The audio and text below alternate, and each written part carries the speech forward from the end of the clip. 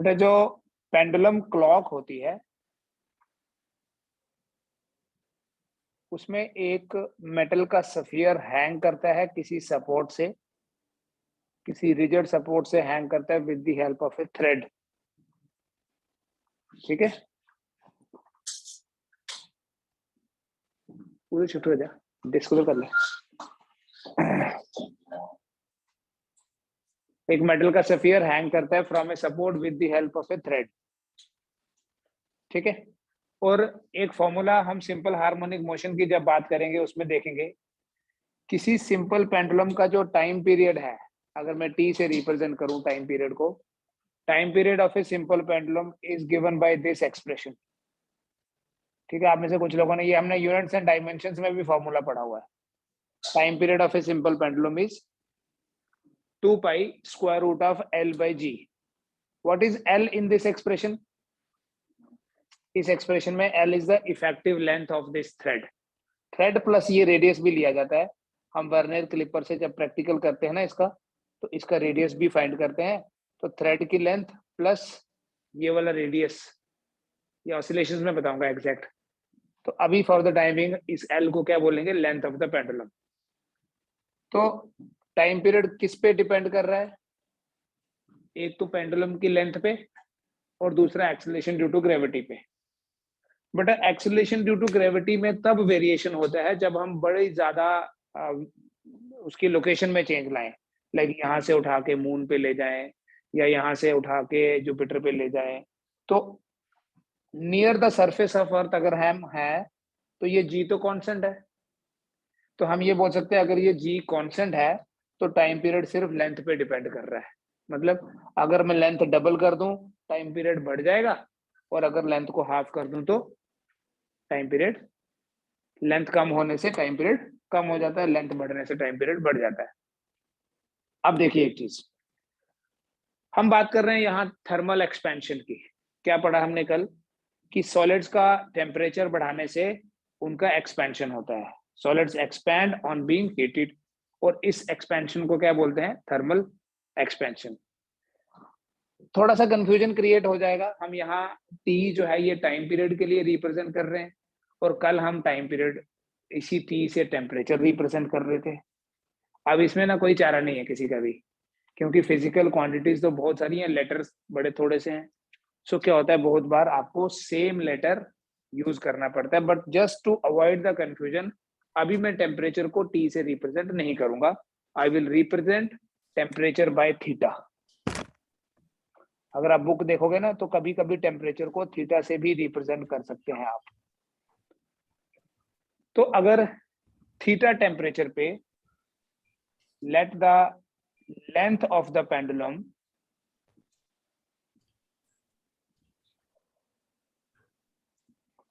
at temperature theta is L, capital L लिख दिया मैंने।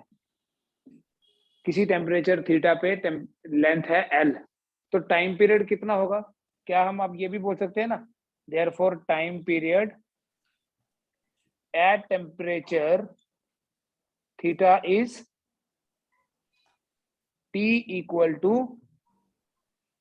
2 pi square root of L by G,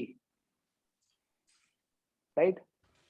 अब अगर हम टाइम पीरियड को थोड़ा बढ़ा दें, if the time period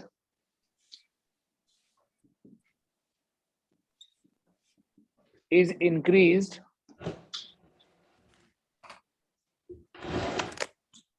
by a small amount,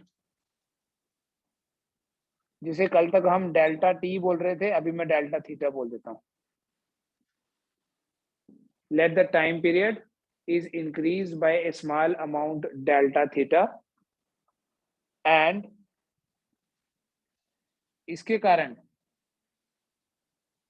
length increases by delta L।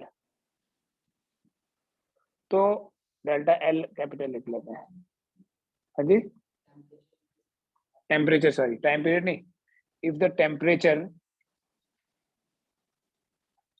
is increased by small amount delta theta, let length increases by delta L. तो अब time period कितना होगा? Therefore time period at theta plus delta theta is T dash equal to 2 pi square root of, अभी length कितनी हो गई है? L plus delta L. T temperature पे लेंथ थी एल, तो टी टेम्परेचर पे टाइम पीरियड क्या है? 2 pi root L by G. पता चल गया थर्मल फिजिक्स में पेंडुलम की बात क्यों कर रहे हैं? क्योंकि इस पेंडुलम क्लॉक का टाइम पीरियड डिपेंड करता है इस लेंथ पे, और जब हम टेम्परेचर बढ़ाते हैं तो लेंथ बढ़ जाती है, लेंथ बढ़ेगी तो ऑब्वियसली टाइम पीरियड बढ़ा। तो अभी टाइम पीरियड कितना हो गया? कितना? ठीक है, जी तो नहीं बढ़ेगा ना, टेम्परेचर बढ़ाने से एक्सेलरेशन ड्यू टू ग्रेविटी तो नहीं ना बढ़ जाएगी, वो तो वही है 9.8। तो अभी टाइम पीरियड कितना हो गया? T dash. बेटा इन दोनों टाइम्स के बीच में ये तो सामने दिख रहा है कि टी डैश बड़ा है क्योंकि न्यूमरेटर बढ़ गया है। टाइम पीरियड बढ़ने का मतलब क्या है? टाइम पीरियड होता क्या है, ये कॉन्सेप्ट आपको पता है वैसे। एक साइकिल होने में जो टाइम लगता है, एक साइकिल को कंप्लीट होने में जो टाइम लगता है उसे बोलते हैं टाइम पीरियड। अगर टाइम पीरियड बढ़ गया तो अब साइकिल ज्यादा देर में होगी, इसका मतलब जो पेंडुलम होगा it will become slow. Time period बढ़ना, देखो अगर पेंडुलम जल्दी जल्दी ऑसिलेट करेगा तो टाइम पीरियड कम है, और अगर पेंडुलम धीरे धीरे ऑसिलेट कर रहा है तो टाइम पीरियड ज्यादा है। ठीक है, तो टाइम पीरियड जो है लेंथ बढ़ने से, टेम्परेचर बढ़ने से लेंथ बढ़ी, और जब लेंथ बढ़ी तो टाइम पीरियड बढ़ा। अब ये टाइम पीरियड इस टाइम पीरियड के साथ कैसे रिलेटेड है, उसे देखने के लिए हम क्या करते हैं, डिवाइड कर देते हैं। जब हम टी डैश को टी से डिवाइड करें, 2 पाई गया, न्यूमरेटर में क्या आएगा?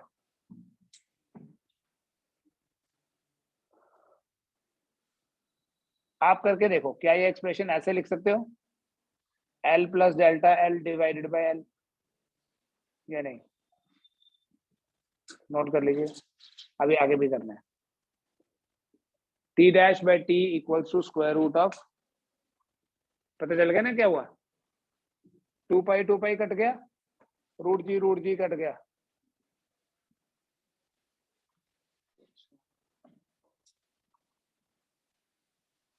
व्हाट इज दिस नाउ, ये बाद में देख लेना बेटा। अभी आप एल बाय एल क्या हुआ, ऐसे लिख सकते हैं इसको, एल बाय एल हो गया 1 plus delta L by L power, कितनी पावर? अरे रूट है, पावर 1/2। ठीक है, नहीं तो रूट लिख दो। बाइनोमियल थ्योरम याद है?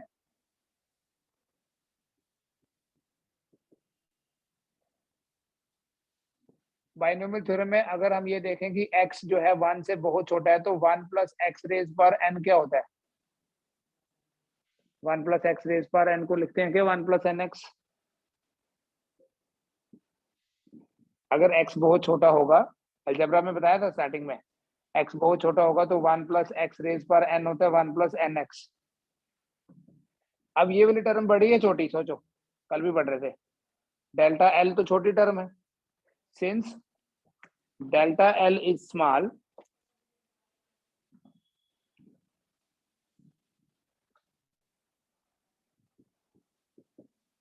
डेल्टा एल बाय एल ही स्मॉल है, तो न्यूमरेटर छोटा होगा तो टर्म छोटी आएगी। Since delta L by L is small, therefore 1 plus delta L by L raise power 1/2 क्या होगा? It will be equal to 1 plus 1/2 into delta L by L, यही वाली स्टेटमेंट। 1 प्लस एक्स रेज पर N क्या होता है? 1 plus N x. तो जब x की जगह डेल्टा एल बाय एल और n की जगह 1/2 लिखोगे तो ये बन जाएगा। ठीक है, तो इससे आपका t dash divided by t कितना हुआ? 1 प्लस, बोलो, 1/2 into delta L by L. वो या नहीं बेटा? जो कल हम पढ़ रहे थे डेल्टा एल क्या होता है, अब इसी को in terms of alpha express करेंगे, अल्फा की फॉर्म में जब लिखेंगे डेल्टा एल क्या होता है, अल्फा एल डेल्टा टी, लेकिन अभी तो मैं टेम्परेचर को थीटा से रिप्रेजेंट कर रहा था, तो डेल्टा एल क्या हुआ by definition, alpha L delta theta. So इससे आपका टी डैश बाय टी कितना हो गया, 1 + 1/2 alpha L delta theta divided by L, right? L और एल कैंसल, तो T dash divided by t is equal to this L and L will be out 1 plus alpha into theta, alpha into delta theta, क्या 1/2 alpha delta theta, ऐसे याद रखो। तो T dash कितना हो गया, टी डैश हो गया T into 1 + 1/2 alpha delta theta.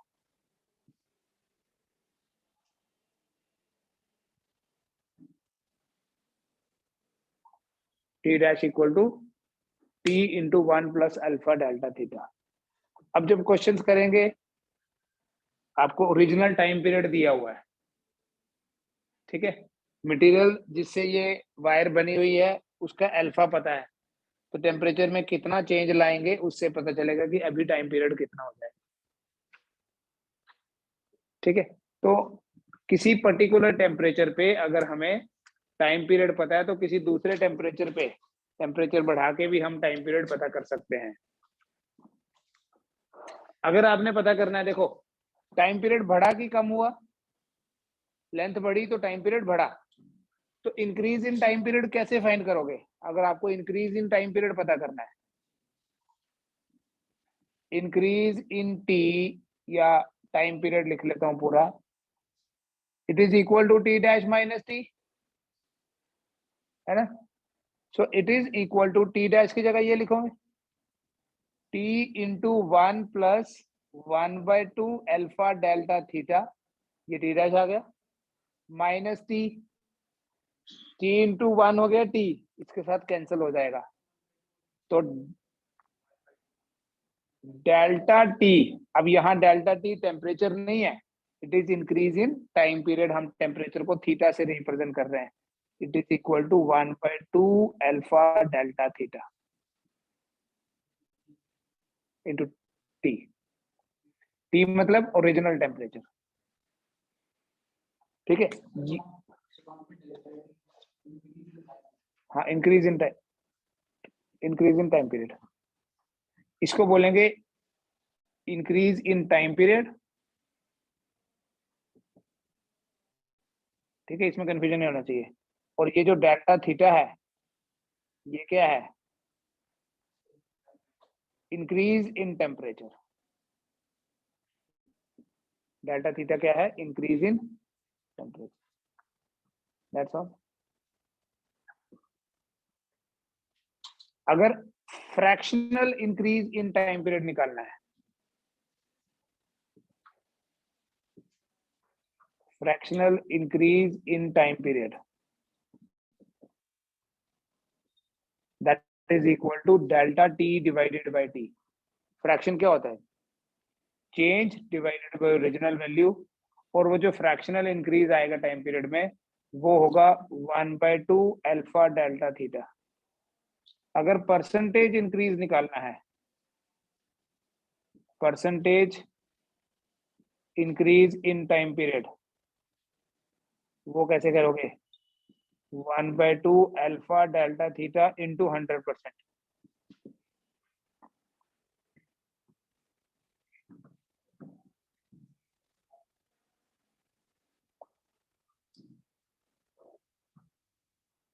ठीक है। तो 1/2 अल्फा कितना है, डेल्टा थीटा कितना है, उससे हमें पता चल जाएगी कि टेम्परेचर में कितना ये टाइम पीरियड में कितना चेंज आएगा।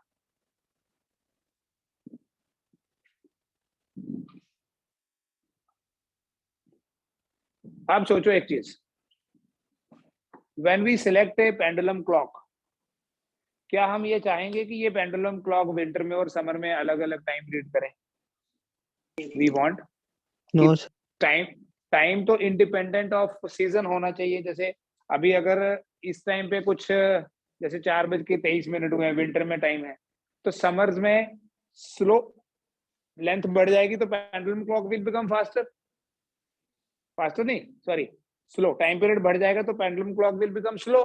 अब स्लो हो जाएगी जब घड़ी, उससे टाइम थोड़ी ना स्लो हो जाएगा। टाइम तो अपने हिसाब से चल रहा है, तुम्हारी घड़ी चल रही है या नहीं चल रही, सही है या खराब है, टाइम तो वैसे ही है। सो उसमें क्या होगा, जब पेंडुलम क्लॉक स्लो हो जाएगी ना, it will start losing time. Start losing time जिसको हम कॉमनली बोलते हैं पीछे रह जाएगी घड़ी, क्योंकि क्लॉक हैज बिकम स्लो। पीछे रह जाएगी मतलब टाइम हुआ है 4:23 और दिखेगा 4:20, तो 3 मिनट पीछे आज हो गई। मान लो ये 3 मिनट एक महीने हुआ, तो अगले एक और महीने बाद फिर से 3 मिनट और पीछे होती जाएगी, क्योंकि टेम्परेचर अगर हम उसी हिसाब से बढ़ाते जाएं तो it will start losing time. Time period बढ़ गया मतलब the pendulum clock will lose time. इसलिए कोशिश ये होनी चाहिए कि ये जो डेल्टा टी है, it should be as small as possible. उसके लिए टेम्परेचर में जो चेंज होनी है वो तो हमारा कंट्रोल नहीं है, वो तो सीजनल चेंज है, विंटर समर में जो होगी वो तो होगी। इस डेल्टा टी को कम करने के लिए हमें ऐसा मटेरियल चूज करना पड़ेगा जिसका अल्फा कम हो, क्योंकि जितना अल्फा कम होगा डेल्टा टी उतना कम, और जितना डेल्टा टी कम होगा उतना हम बोलेंगे that the watch is keeping correct time. ठीक है, so good pendulum clock should have a wire of small alpha. अब अगर हम एक सिंपल मेटल की वायर लें, कॉपर की, एल्यूमिनियम की, आयरन की, ऐसे वायर ले लें, तो मेटल्स में तो अल्फा कंपैरेटिवली ज्यादा होता है। इसलिए जब pendulum clock, a good pendulum clock, जो उसमें वायर होती है ना, वो बनी होती है, एक एलॉय है बेटा, इस एलॉय को बोलते हैं इनवर। ये एलॉय है आयरन और निकल का, आयरन एंड निकल। इसमें इस एलॉय में 64% आयरन एंड 36% निकल होता है। और ये जो एलॉय है, ये आपकी जनरल नॉलेज के लिए भी बता रहा हूं, ये एलॉय सिर्फ पेंडुलम क्लॉक को बनाने में डिजाइन नहीं होता है। जितने भी स्टैंडर्ड वेट्स हैं साइंटिफिक लेवल पे, देखो साइंटिफिकली जो वेट बने होंगे वो आयरन के पीसेस नहीं होते हैं, वो इनवर के पीसेस होते हैं। बिकॉज अभी वेट को इतना है, तो क्या होगा, उसके सारे के सारे कोई स्टैंडर्ड मेजरमेंट के लिए इंस्ट्रूमेंट यूज कर रहे हैं ना, उसके सारे डायमेंशन फिक्स हैं, कि उसकी लेंथ फिक्स है, उसका एरिया फिक्स हो गया, विड्थ फिक्स हो गई, वॉल्यूम उसका फिक्स हो गया। बट अगर समर्स में वो लेंथ बढ़ गई तो सब कुछ ही चेंज हो जाएगा, कल हमने वही पढ़ा।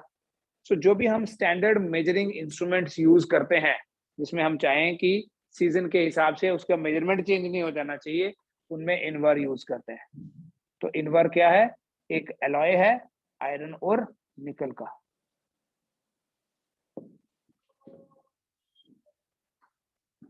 ठीक है, ये है बेटा। तो टेम्परेचर बढ़ाने से, टेम्परेचर के चेंज होने से एक पेंडुलम क्लॉक का टाइम पीरियड चेंज हो जाता है। मैं फिर से रिव्यू देता हूं आपको।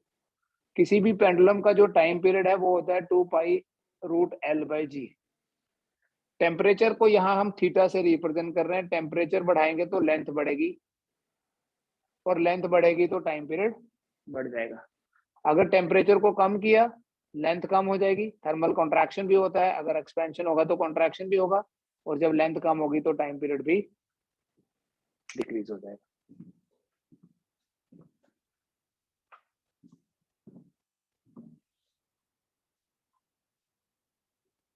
अब जो हमने इक्वेशंस पढ़ी थी, उन इक्वेशंस को यूज करेंगे, न्यूमेरिकल सॉल्व करेंगे इस पे based.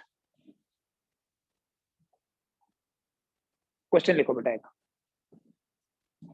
All of you.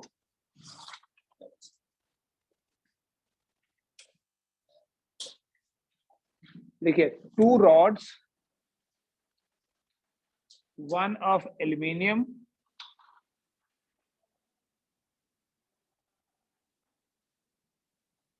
having length L1, one of aluminium having length L1 and other of steel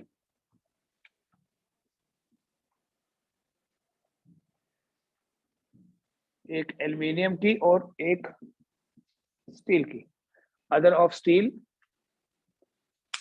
having length L2 are combined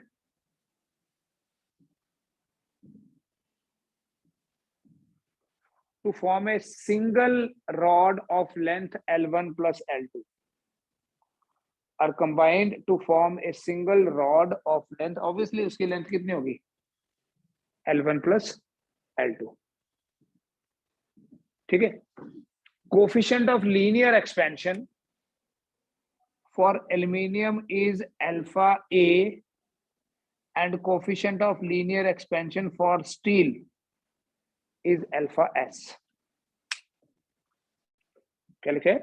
coefficient of linear expansion aluminium के लिए alpha ए है और steel के लिए alpha S.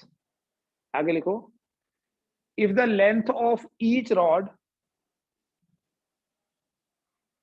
if the length of each rod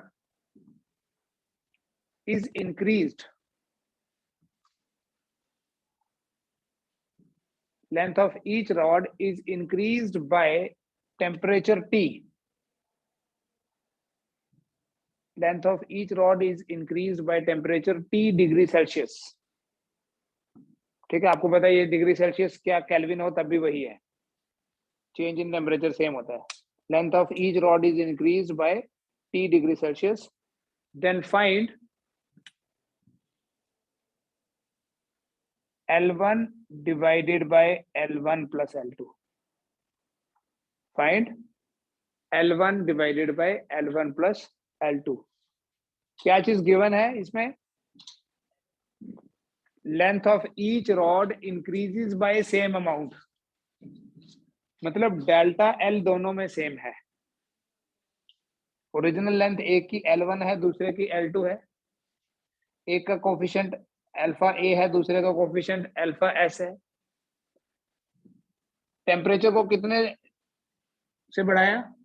delta T, जिसको अब हम यहाँ टी की बात करेंगे, टेम्परेचर को टी से रिप्रेजेंट करो, delta T is small T.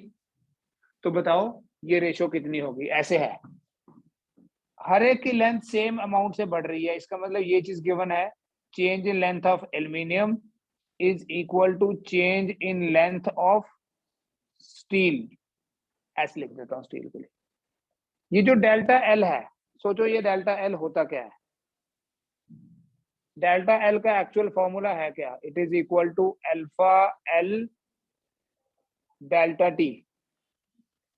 तो डेल्टा ए की जगह क्या मैं यहां लिख सकता हूं? Alpha A L1 into T equals to alpha S, original length L2 थी, इंटू टेम्परेचर, तो उसका भी टी से बढ़ाया, टी और टी कट गया। So what is L1 by L2? इसको इधर ले आओ, ये उधर चल जाएगा, अल्फा एस बाय अल्फा ए।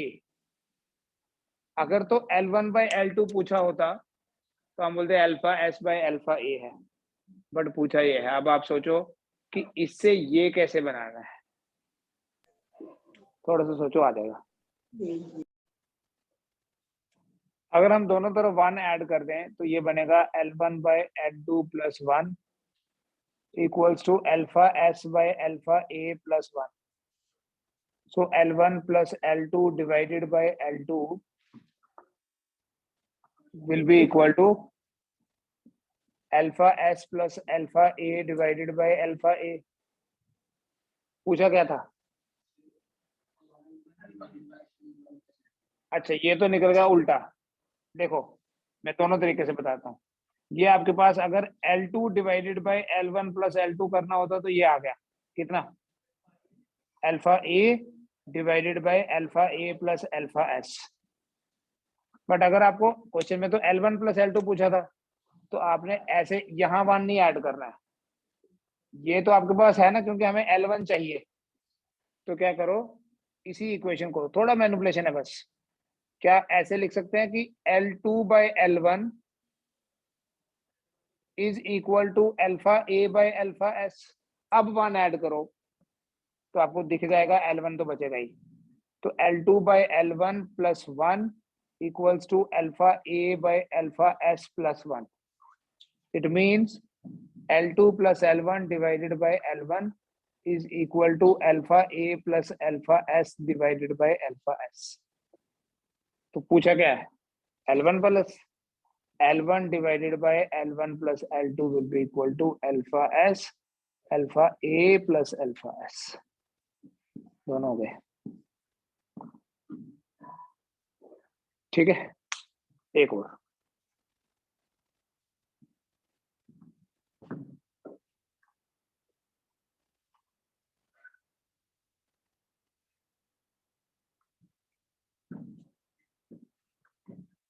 एक रॉड है, इसकी लेंथ है L। क्वेश्चन पहले समझ लो।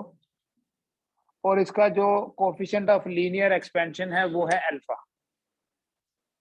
ए rod having length L and coefficient of linear expansion alpha is combined in series with another rod। एक और रॉड है, और ये जो दूसरी रॉड है इसकी लेंथ है 2L, और इसका जो कोफिशिएंट ऑफ लीनियर एक्सपेंशन है वो है 2 अल्फा। सिंपल ऐड नहीं करना, लॉजिक लगाना। ए rod of length L and coefficient of linear expansion alpha is joined in series with another rod of length 2L, coefficient of linear expansion 2 alpha। What is the coefficient of linear expansion of the combined rod? Coefficient of linear expansion of the combined rod कितना होगा? Alpha series में लगाया ना, S find करना है आपको, try करो।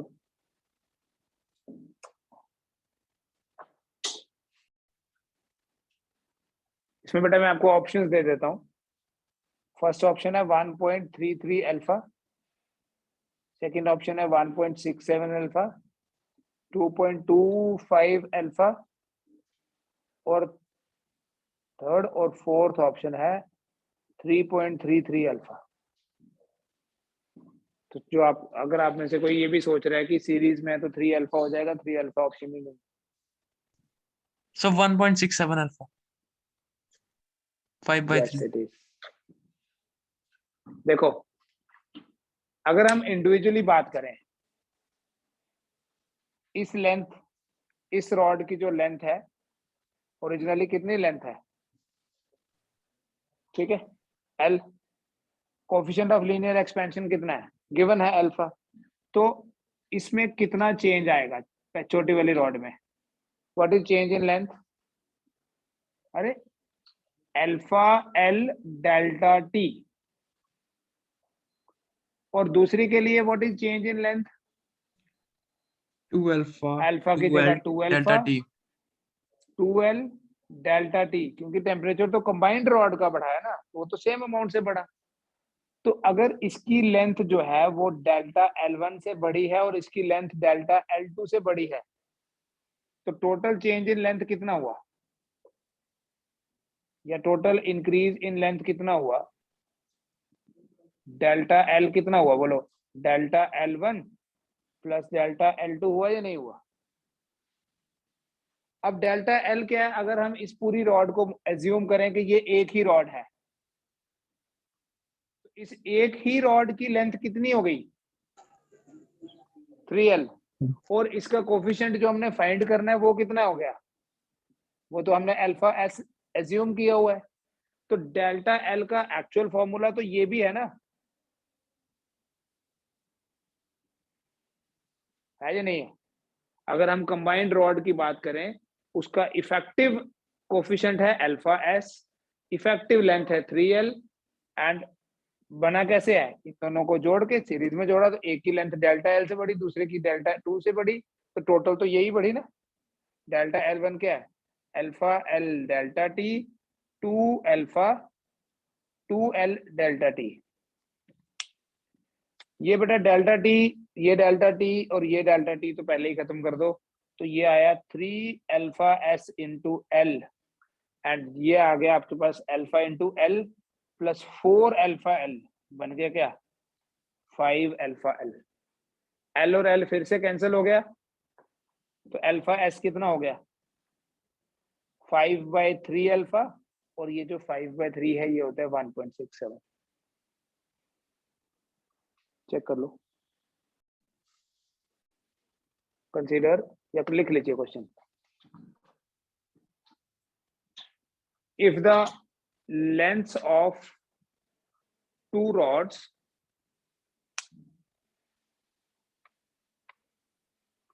are L1, L2,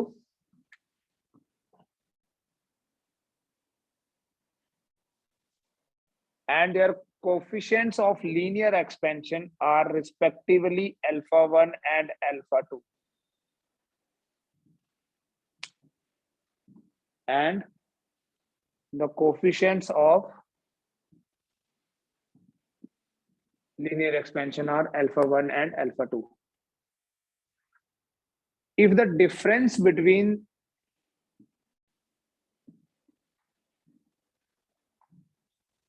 the two lengths, if the difference between two lengths is independent of temperature, temperature में जितना मर्जी चेंज लाएं, difference between the two lengths is independent of temperature, then find alpha 1 L1 by L2। चलिए देखते बेटा, इस बात का क्या मतलब है कि difference between their length is independent of temperature. T temperature पे एक की लेंथ है L1, दूसरे की लेंथ है L2। What is the difference in their length, L2 minus L1। अगर टी डैश टेम्परेचर पे ये लेंथ हो जाती है L1 डैश और ये हो जाती है L2 डैश, तो ये जो स्टेटमेंट लिखी है ना कि difference between their lengths is independent of temperature, तो इसका मतलब है L2 dash minus L1 dash, L2 minus L1 एक ही बात है। मतलब टी टेम्परेचर पे ये है उनके बीच में डिफरेंस, टेम्परेचर बढ़ा दिया बाय सम डेल्टा टी अमाउंट, ये हो गया डिफरेंस, तो ये सेम है। ठीक है, difference between their length is independent of temperature. तो बताओ L1 बाय L2 कितना होगा, यही पूछा। व्हाट इज, देखो अभी जिस रॉड की लेंथ है L1, ठीक है, ये हो गई कितनी L1 डैश, जिसकी L2 थी, टेम्परेचर को बढ़ाया, ये हो गई L2 डैश, लेकिन इनका जो डिफरेंस है वो सेम है, इंडिपेंडेंट मतलब कांस्टेंट सेम। तो उससे आपको क्या करना है, उसी से आपको फाइंड करना है कि क्या होगा ये। अगर मैं इसे इधर ले आऊं, देखना लॉजिकली, L2 को इधर ले आऊं, क्या मैं इसे ऐसे भी लिख सकता हूं और इसे उधर ले जाऊंगा, ये प्लस हो जाएगा, तो क्या ये हो गया change in length of L2 और ये हो गया चेंज इन लेंथ ऑफ, आगे हो जाएगा खुद ही, change in length of L1 क्या है,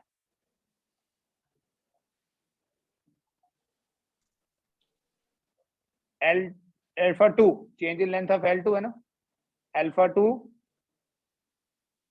L2 delta T, it is equal to alpha 1 L1 delta T, काटो, तो L1 बाय L2 क्या हुआ, इसको उधर ले जाना, alpha 2 by alpha 1 is equal to L1 by L2।